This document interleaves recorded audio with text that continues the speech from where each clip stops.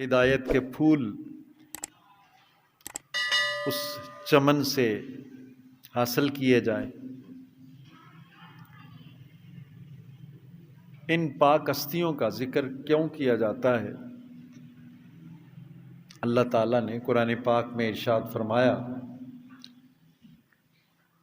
میں نے جو آیہ کریمہ پڑھی ہے، اللہ ارشاد فرماتا ہے، اپنے بندوں کو حکم دیتا ہے کہ جب تم نماز میں کھڑے ہو جاؤ، ہاتھ باندھ کے، نیت باندھ کے اب تم نماز میں داخل ہو گئے، تو مجھ سے مانگو، مجھ سے سوال کرو، مجھ سے ایک چیز کا مطالبہ کرو۔ کون سی؟ فرمایا یوں مجھ سے مانگا کرو، عرض کرو اہدنا الصراط المستقیم، اے اللہ ہم سب کو سیدھا راستہ دکھا دے۔ ہم سب اللہ سے دعا مانگتے ہیں، جب کھڑے ہوتے ہیں نماز میں تو ہم عرض کرتے ہیں اہدنا الصراط المستقیم، الہی ہمیں سیدھا راستہ دکھا، سیدھے راستے پر چلا۔ اب فوراً ذہن میں سوال یہ بھی پیدا ہوتا ہے کہ اللہ سے سیدھے راستے کی دعا تو کر لی، اب سیدھا راستہ ہے کون سا؟ کس راستے پر چلیں، کس راستے کو اختیار کریں تو وہ سیدھا راستہ ہوگا؟ اللہ نے خود ہی جواب دے دیا، فرمایا یہ جو مانگ رہے ہو نا مجھ سے، ہر ایک دعویٰ کرتا ہے کہ میں باطل جو ہے نا وہ میں حق کا پرستار ہوں، میں حق کو ماننے والا، میرے پیچھے چلو تمہیں منزل مل جائے گی، میرا راستہ صحیح راستہ ہے، میرا طریقہ، میرے نظریات ٹھیک ہیں۔ ہر ایک یہی دعویٰ دار ہے، خواہ کوئی بتوں کا پجاری ہے تو وہ بھی یہی کہتا ہے کہ میں صحیح ہوں، باقی سارے غلط ہیں۔ تو یا اللہ ہم سیدھے راستے پر چلنا چاہتے ہیں، تجھ سے طلب کرتے ہیں سیدھا راستہ، ہمیں بتا تو صحیح سیدھا راستہ کون سا راستہ ہے؟ تو ساتھ ہی جواب دے دیا صراط الذین انعمت علیہم، الہی ہمیں سیدھے راستے پر چلا، ان لوگوں کے راستے پر جن پر تیرا انعام ہوا، جو تیرے انعام یافتہ ہیں، جن پر تو نے کرم فرما دیا، جن کو اپنی نعمت سے نواز دیا، ہمیں ان کے راستے پر چلا۔ اب وہ انعام یافتہ کون ہے؟ قرآن پاک ہر چیز کی تفصیل بیان کرتا ہے، کوئی چیز مخفی نہیں رہنے دیتا، کوئی ایسی چیز نہیں جس کے بارے میں قرآن نے وضاحت نہ کر دی ہو انسان کی ہدایت کے لیے۔ جب یہ سوال پیدا ہوا کہ وہ کون سے لوگ ہیں جن کو اللہ نے ہدایت، جن کو اللہ تعالیٰ نے انعام سے نواز دیا ہے، تو خود اللہ نے دوسری آیت میں جواب دے دیا اولئک الذین انعم اللہ علیہم من النبیین والصدیقین والشہداء والصالحین وحسن اولئک رفیقا۔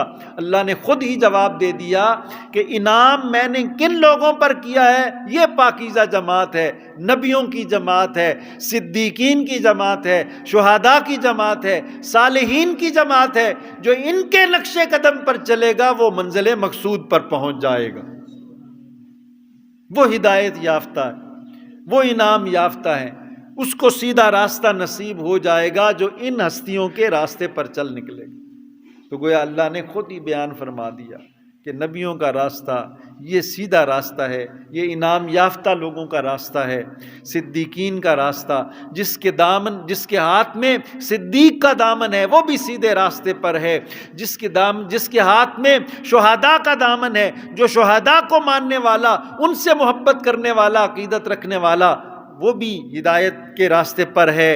اور پھر فرمایا والصالحین، جس کے ہاتھ میں ولیوں کا دامن ہے، صالحین کا دامن ہے، جو میرے پیاروں سے نسبت رکھنے والا ہے، اللہ تعالیٰ اس کو بھی منزل مقصود عطا فرما دے گا، وہ بھی منزل مقصود تک پہنچ جائے گا۔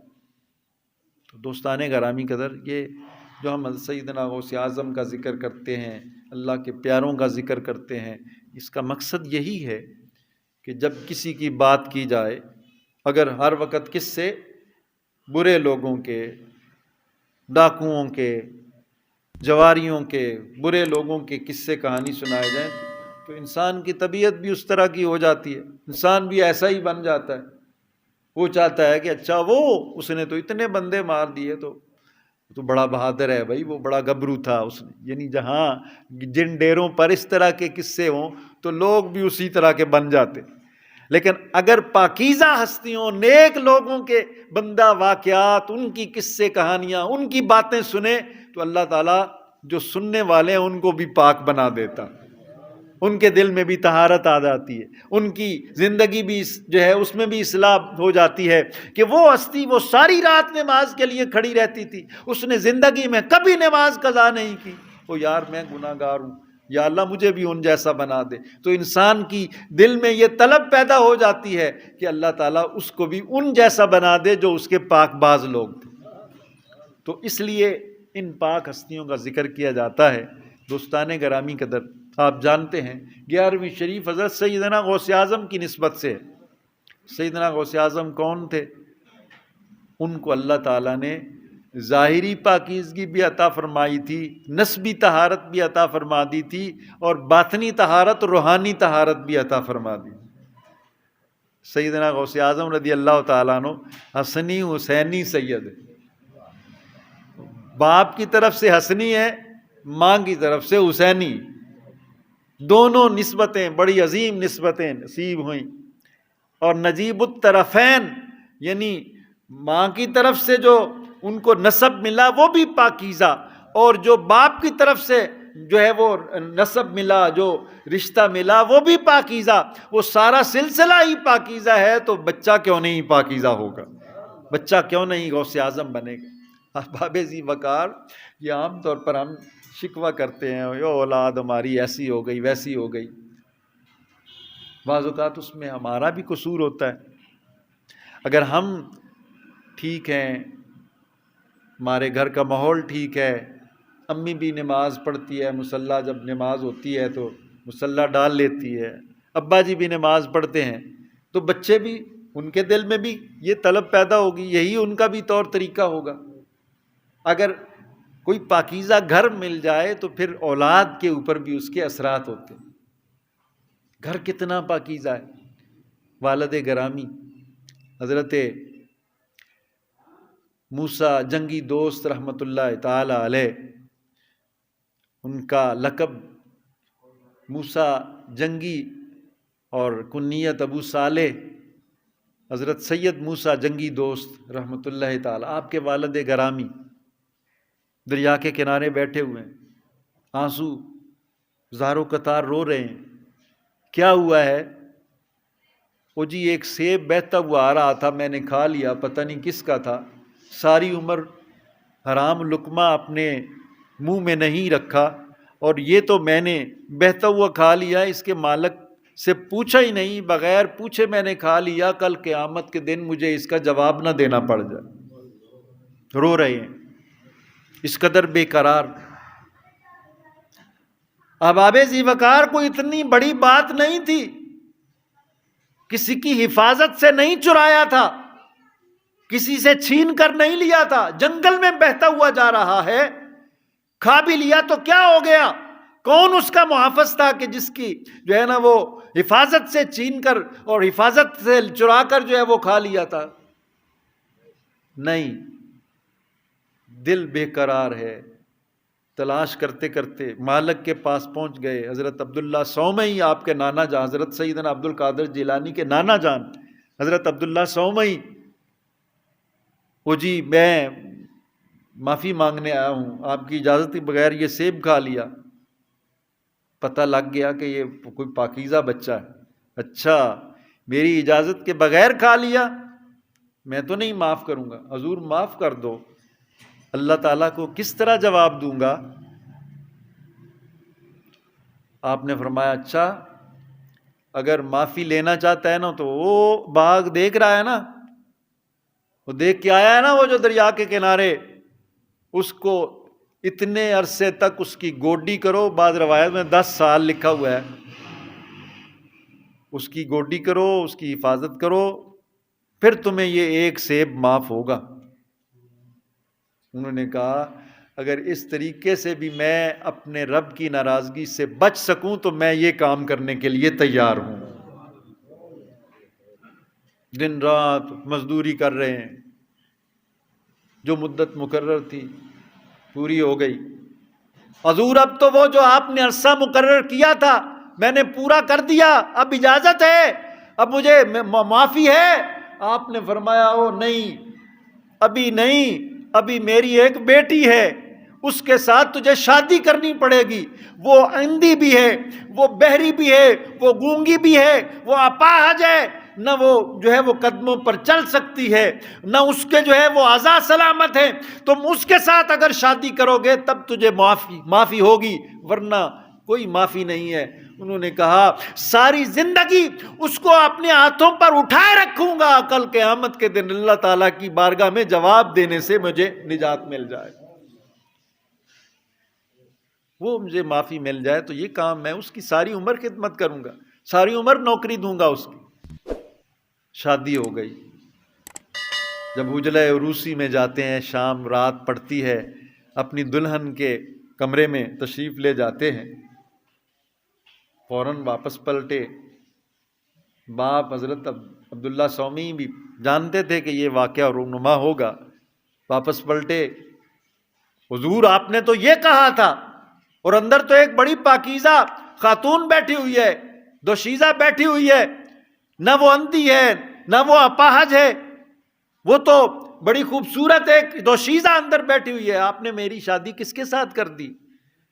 فرمایا بیٹے یہی ہے تمہاری بیوی، گھبرانے کی ضرورت نہیں ہے، یہی تیری بیوی ہے، یہ سیدہ فاطمہ زہرا کی اولاد میں سے ہے، یہ عام کوئی نہیں ہے۔ اور میں نے اس کو اس لیے بہرا گونگا کہا کہ آج تک کسی جو ہے وہ غیر محرم کے ساتھ محو گفتگو نہیں ہوئی، اور زندگی بھر اس نے میری اجازت کے بغیر اپنے گھر کی دہلیز سے قدم باہر نہیں رکھا، اس لیے وہ اپاہج بھی ہے، اس وجہ سے کہ وہ تمام گناہوں سے بچی ہوئی ہے، تو وہ گناہوں کے اعتبار سے اپاہج ہے، گونگی ہے، بہری ہے، ورنہ اس کے اندر حقیقت میں کوئی عیب نہیں۔ تو وہ جو ایسی پاکیزہ خاتون تھی، ایسا پاکیزہ باپ تھا، اس کے پیٹ سے جنم لے کر کون آتا ہے؟ وہ زمانے کا غوث اعظم ہوتا ہے۔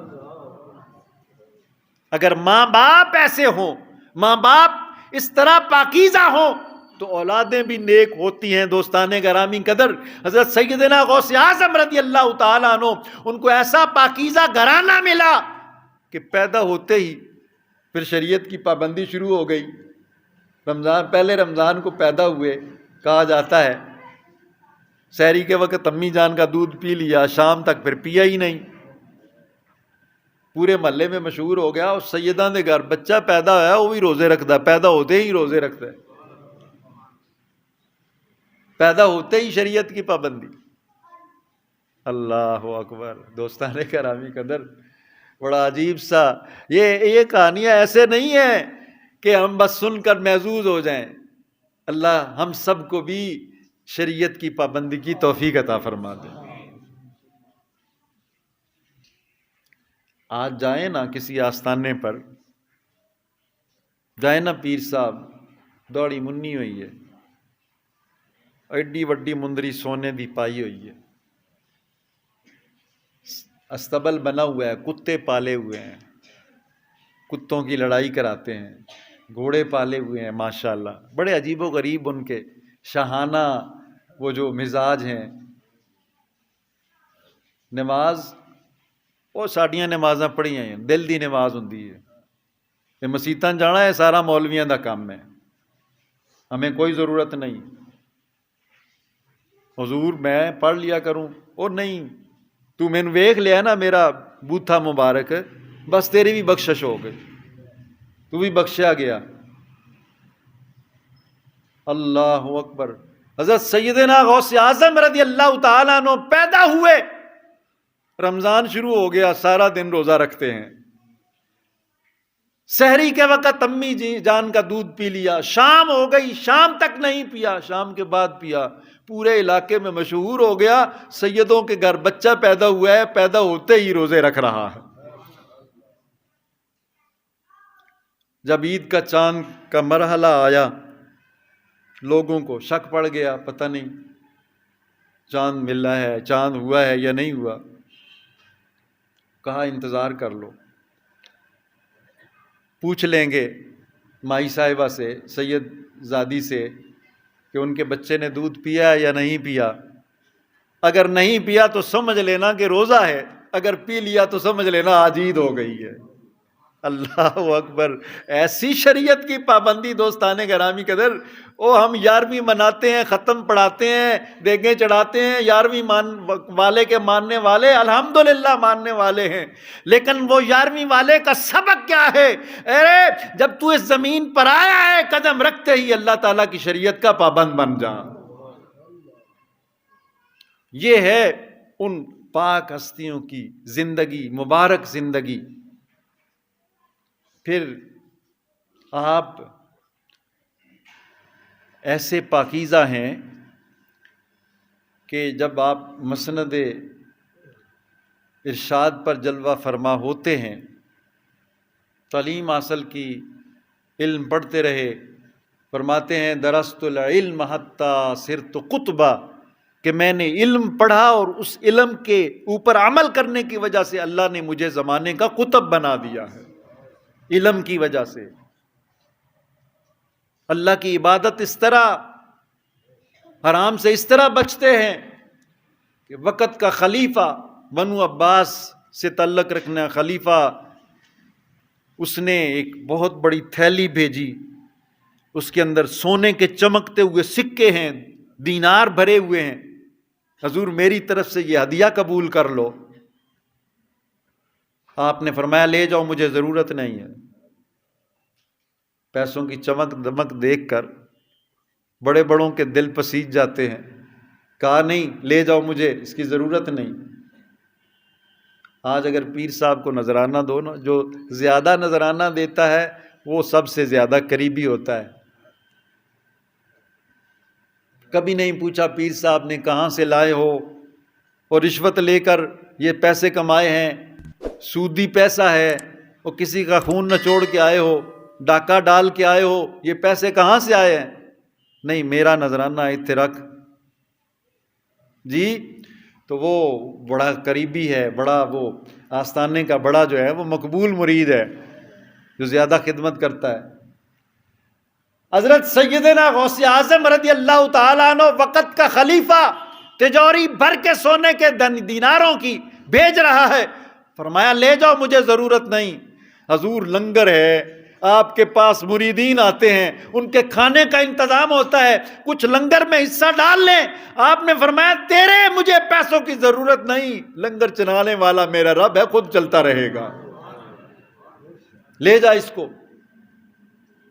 اس نے پھر اصرار کیا، آپ نے فرمایا اچھا لاؤ میرے پاس۔ اس کو لائے نا، آپ نے اس کو اپنی مٹھی میں رکھ لیا، مٹھی میں رکھ لیا اور اس کو دبایا، وہ سونے کے سکوں سے خون نکلنے لگتا ہے، وہ خون ٹپکنے لگتا ہے۔ آپ فرماتے ہیں او لے جاؤ اس کو، یہ لوگوں کا خون نچوڑ کے تم یہ پیسے میرے پاس لائے ہو۔ اگر تیرا حضرت سیدنا عباس کے ساتھ رشتہ نہ ہوتا، حضور کے خاندان کا مجھے لحاظ نہ ہوتا، تو اس کو اتنا نچوڑتا کہ تیرا سارا شہر بغداد اس خون کے اندر بہہ جاتا۔ مجھے اس نسبت کا خیال آ رہا ہے، یہ حرام پیسے میں قبول نہیں کروں گا، میرے لنگر خانے کا خود میرا رب انتظام فرما دے گا۔ یہ شان ہے حضرت سیدنا غوث اعظم رضی اللہ تعالیٰ۔ وہ پاکیزہ لوگ، اس طرح کی پاکیزہ زندگی بسر کرنے والے، ان کو اللہ غوث اعظم بناتا ہے۔ ایویں نہیں کہ ابا جی فوت ہو گئے تھے، مدگدی اتے وہ جو ہے وہ آ کے اس کی پگڑی باندھی، نہ داڑھی نہ نماز نہ روزہ، تو وہ جی غوث اعظم ہے ہمارے پیر صاحب، اللہ معافی عطا فرمائے۔ سیدنا غوث اعظم رضی اللہ تعالیٰ عنہ، آپ پھر اللہ کا قرب کیسے حاصل ہوا؟ حدیث پاک میں آتا ہے، دوستان گرامی قدر لمبی حدیث ہے، وقت میرے پاس اتنا نہیں ہے، بس اشارہ تک کر کے عرض کروں کہ اللہ کے قریب جانا چاہتے ہو، اللہ ہمیں اپنے قریب کر لے، اللہ ہمیں بھی اپنے پیاروں میں شامل کر لے، کیا طریقہ ہے؟ خود رب قدوس نے بیان فرمایا۔ وہ یار کھلو جا تو حضور علیہ السلام آپ کی حدیث پاک ہے، حضور نے ارشاد فرمایا کہ کوئی بندہ اللہ کے قریب جانا چاہتا ہے تو اللہ نے خود طریقہ بیان فرمایا۔ حدیث پاک میں ہے ما تقرب الی عبدی بشیء احب الی مما افترضت علیہ، یہ حدیث قدسی ہے۔ حضور فرماتے ہیں میرے رب نے ارشاد فرمایا کہ جو شخص میرے قریب آنا چاہتا ہے تو فرضوں کی ادائیگی سے بڑھ کر کوئی ایسی چیز نہیں ہے جس کے ذریعے وہ میرے زیادہ قریب آ سکتا ہے۔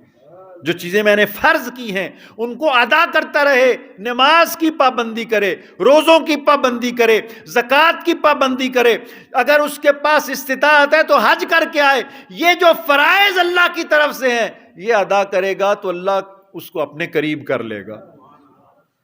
اور قریب بننا چاہتا ہے تو فرمایا وما یزال عبدی یتقرب الی بالنوافل حتی احببتہ، پہلے تو طلبگار تھا نا، پھر نفل پڑھتا رہتا ہے، نفل پڑھتا رہتا ہے، جو نفلی عبادات میں مصروف رہتا ہے، کیوں؟ میرا رب مجھ سے راضی ہو جائے، میرا رب مجھ سے راضی ہو جائے۔ وہ صبح بھی کھڑا ہوا ہے نماز میں، رات کو بھی قیام کر رہا ہے، وہ فرضی صدقات بھی دے رہا ہے، نفلی صدقات بھی دے رہا ہے، وہ صرف جو ہے وہ نفلی جو ہے وہ فرضوں پر اکتفا نہیں کرتا، نفلی عبادات بھی کرتا رہتا ہے۔ اللہ فرماتا ہے وہ نفل پڑھ پڑھ کر اتنا میرے قریب آتا ہے کہ میں اس بندے کو اپنا محبوب بنا لیتا ہوں، میں اس سے پیار کرنے لگتا ہوں، نفل پڑھ کر میرے قریب آتا۔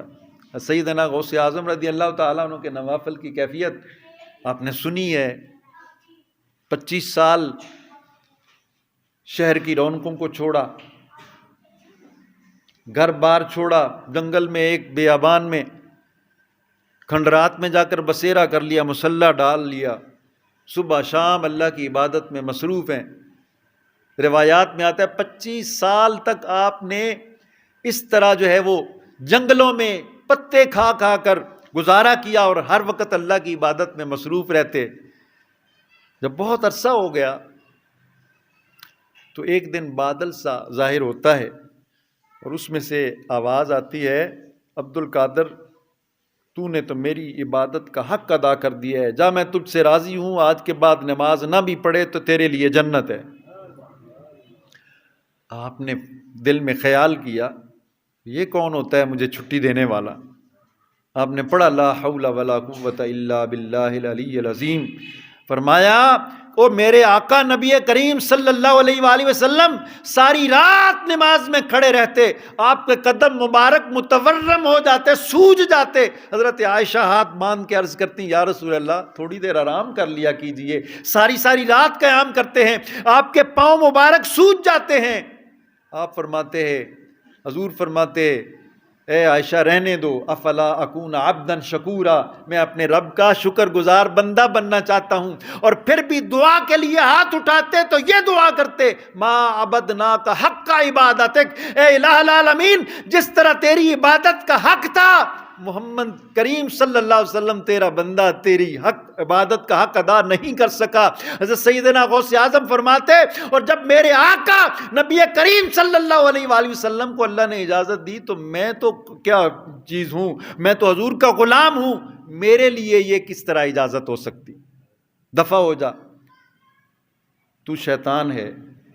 جو جب جانے لگا نا پھر ایک اور وار کیا، کہنے لگا بڑے بڑوں کو میں نے گمراہ کر دیا، تیرے علم نے تجھے بچا لیا۔ آپ نے فرمایا اپنی حرکت سے باز نہیں نہ آتا، تو بڑا خبیث ہے، پھر مجھے گمراہ کرنا چاہتا ہے، پھر ایک اور وار کر رہا ہے۔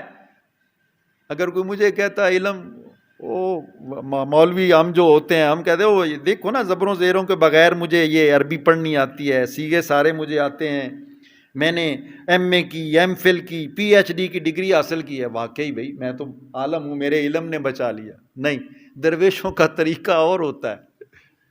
انہوں نے کہا نہیں دفع ہو جا، میرے علم نے نہیں بچایا، میرے رب کے فضل نے بچایا۔ یہ رب کا فضل ہوتا ہے جس پر اس کو ہی یہ توفیق ملتی ہے، یہ اللہ تعالیٰ کا کرم ہوتا ہے، تب یہ کسی کو اللہ کی بندگی کی توفیق نصیب ہوتی ہے۔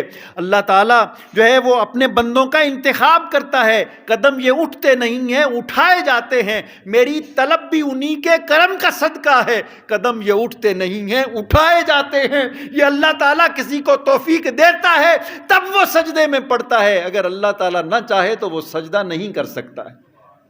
یہ جو کوئی نماز پڑھنے آتا ہے اس کا اپنا کمال کوئی نہیں، یہ میرے رب نے فضل کیا تو اس کو اپنی بارگاہ میں جھکنے کی توفیق عطا فرمائے۔ احباب ذی وقار، حضرت سیدنا غوث اعظم آپ نے فرمایا یہ بات نہیں، میرے رب کا فضل ہے۔ تو یہ ہے میرے سیدنا غوث اعظم کا طریقہ پاک، اور فیض اس قدر آپ کا جو ہے وہ جاری و ساری ہے کہ آج بھی اگر کوئی جو ولی بننا چاہتا ہے، آپ نے اعلان کیا تھا منبر پر، قدمی ہاذہی علی رقبۃ کل ولی اللہ، قیامت تک آنے والے جتنے بھی ولی ہیں جب تک غوث اعظم کی سرداری کو قبول نہیں کریں گے ولایت حاصل نہیں ہو سکتی ہے۔ یہ مرتبہ اور شان ہے، ہر دور میں آپ کا جو ہے وہ فیضان جاری ہے، اور کتنا فیضان، صرف یہ نہیں کہ وہ جلیاں جو ہے ڈالنا سکھا دیا، بلکہ دنیا کے حالات کو بدل دیا۔ جو جن دلوں کے اوپر کفر کی مہر لگی ہوئی تھی، آپ کے فیضان کرم سے اللہ تعالیٰ نے ایمان کی توفیق عطا فرمائی۔ وقت نہیں ورنہ میں آپ کو بس اشارہ کر دوں، علامہ اقبال نے کہا تھا نا، ہے آیاں یورش تاتار کے افسانے سے، پاسباں مل گئے کعبے کو صنم خانے سے۔ حضرت سیدنا غوث اعظم رضی اللہ تعالیٰ عنہ کے ایک درویش آپ کی مرید، وہ تگودار خان جو ہلاکو خان کا بیٹا تھا، اس کے پاس گیا۔ ہلاکو خان وہ تھا جس نے اتنے مسلمانوں کو قتل کیا تھا کہ ان کی کھوپڑیوں کے مینارے بنا دیے تھے، اور بے شمار جو خزانے تھے ان کے علم کے، ان کو دریائے فرات میں بہا دیا تھا۔ اس کا پوتا تگودار خان، ایک درویش کو اشارہ ہوا، حضرت سیدنا عبد القادر جیلانی کے جو ہے وہ سلسلے سے تعلق رکھنے والا، گیا اس کے دربار میں، وہ اس کے دربار کے سامنے کھڑا ہوا ہے۔ جب اس کی پہلی نظر پڑی اس صوفی پر، درویش پر، تو کہتا ہے، او صوفی، تیری داڑھی اچھی ہے یا میرے کتے کی دم اچھی ہے؟ بڑی حقارت کے ساتھ۔ اچھا میرے وال کا کوئی مولوی ہوندا بفر جاندا، ناراض ہو جاندا، میرے کو نہیں ہوندا یہ کام، چلا جاتا۔ اس نے کہا، وہ تیرا کتا بھی تیرا وفادار ہے نا، وہ تیرا حکم مانتا ہے، تو اس کا مالک ہے تو وہ تیرا حکم مانتا ہے، میرا بھی ایک مالک ہے، اگر میں اپنے مالک کا حکم مانوں تو میری داڑھی تیرے کتے کی دم سے اچھی ہے، اگر میں اس کی نافرمانی کروں تو تیرے کتے کی دم میری داڑھی سے اچھی ہے۔ اب دیکھ لو دوستان گرامی قدر، ہم اپنی کیفیت کا بھی جائزہ لے سکتے ہیں۔ اتنا متاثر ہوا، اس نے کہا آئیں میرے پاس رہیں، وہ رہے مہمان بن کر۔ کہا میں تو اسلام کا اعلان کرتا، لیکن میں اپنے پہلے سرداروں کو منوا لوں۔ وہ سرداروں سے بات کی، کچھ دیر انہوں نے کہا کہ اب آپ چلے جائیں، کچھ دیر کے بعد آنا۔ ان کی وفات ہو گئی، بیٹے کو کہا جانا تگودار کے پاس، اس کو وعدہ یاد دلانا۔ گیا بیٹا، میرے ابا جان تو وفات پا گئے، انہوں نے تیرے پاس بھیجا، تو نے وعدہ کیا تھا کہ میں اسلام کا اعلان کروں گا۔ اس نے کہا سارے مان گئے، ایک سردار نہیں مان رہا۔ کہا کہ مجھے اجازت دو میں اس کو تبلیغ کروں۔ کہا آپ اس کو سمجھائیں، اس کو آپ نے اسلام کی دعوت دی۔ اس نے کہا میں ساری باتوں کو مانوں گا، میں ایک جرنیل ہوں، میری لشکر کا ایک بہت بڑا پہلوان ہے، اس سے اگر تم لڑائی کرو، اس کو شکست دے دو تو میں جو ہے وہ اسلام قبول کر لوں گا۔ آپ نے فرمایا ٹھیک ہے۔ وہ تگودار خان جو بادشاہ تھا، اس نے کہا حضور بڑا سخت ہے، نقصان پہنچائے گا، آپ یہ جو ہے نا وہ اس کی دعوت کو قبول نہ کریں۔ آپ نے فرمایا نہیں۔ دن مقرر ہو گیا، ہزاروں لوگ آ گئے، وہ پہلوان گرانڈیل وہ اکھاڑے میں موجود ہے، ادھر سے وہ نحیف و نزار ایک صوفی صاحب بھی آ رہے ہیں۔ سب لوگ حیران ہو گئے، یہ مقابلہ کرے گا؟ وہ صوفی نے مارا تھپڑ اور اس کی کھوپڑی کو توڑ دیا، زمین پر گر کر تڑپنے لگا۔ وہ سردار آیا، اس نے ہاتھ پر ہاتھ رکھا اور کلمہ پڑھ کر مسلمان ہو جاتا۔ اس نے کہا یہ دنیا کی طاقت نہیں، یہ اللہ کی عطا کردہ طاقت۔ یہ فیضان ہے حضرت سیدنا غوث اعظم رضی اللہ تعالیٰ عنہ کا. آپ نے دنیا کی تقدیر کو بدلا. اللہ تعالیٰ ہمیں ان کے نقش قدم پر چلنے کی توفیق عطا